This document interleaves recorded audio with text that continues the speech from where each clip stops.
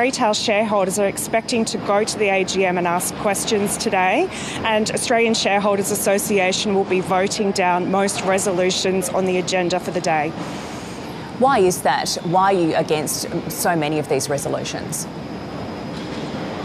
We're extremely disappointed. There were great news a few months ago as far as the performance of Qantas and how it was going, and things have unravelled since then. There has been fines, compensation.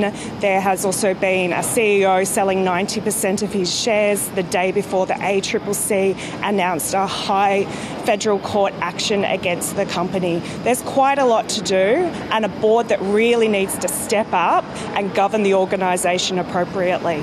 Well, speaking of the board, you've got a couple of directors who've announced they will step down within a few months. Chairman Richard Goyder has announced he will step down at next year's AGM, which is earlier than expected. Is that not enough to appease your concerns? That's heading in the right direction. We have been asking for board renewal, and we are pleased with the direction, but we're not comfortable with some of the directors that are up for re-election today. So how will you be voting with some of those board directors, and why aren't you happy about them? Yeah, what we're looking for is we really want to see airline experience come to the board. It's important. Customer service and brand, that's what we're looking for to be on the board. And the ones that we are voting against are ones that are supposed to have brand experience and have been oversighting the company over this period of time, and we've been extremely disappointed. We also question the need for a board director who has government experience. What we really need is governance, risk management, customer service and brand experience on the board, and they need to hold management to account. We're concerned that they hadn't been holding management to account over the last few years, and we also want to know, what did the board know throughout this time?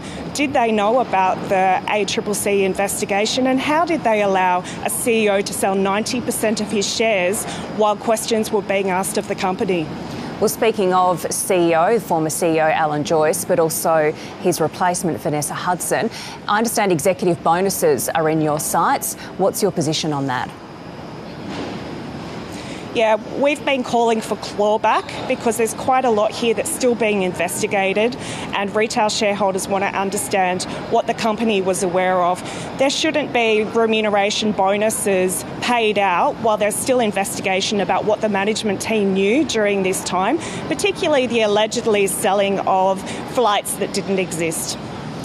So you'll be opposing several motions at today's AGM. Are there any that you will be supporting today?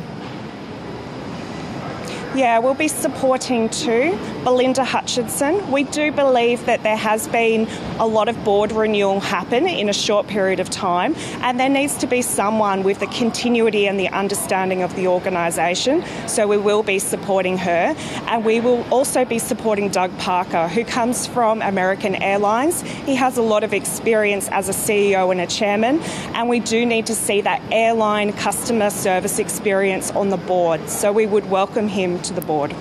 Now, we know that Qantas's reputation has taken a battering. You mentioned the ACCC case.